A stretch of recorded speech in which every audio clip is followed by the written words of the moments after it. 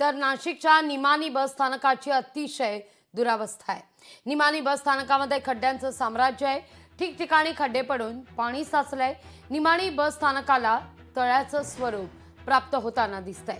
रस्त्यात खड्डे आहेत की खड्ड्यात रस्ता, अशी ही परिस्थिती आहे।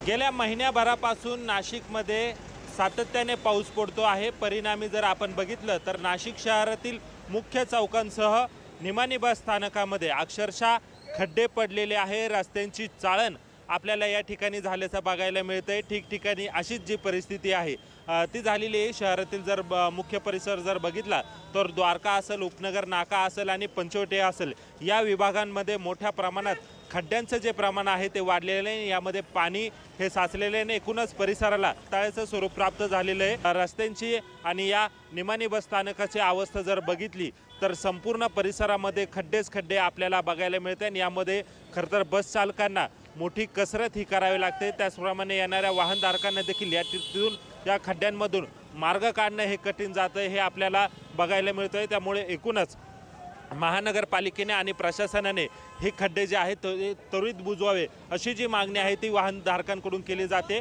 आणि प्रशासनाकडून याची दखल घेऊन खरं तर हे खड्डे जे आहेत ते तात्काळ बुजवावे अशी अपेक्षा सध्या नागरिकांकडून करण्यात येत आहे। महेश महाले, लोकशाही मराठी, नाशिक। लोकशाही मराठी ऐका, पहा, जागरूक रहा।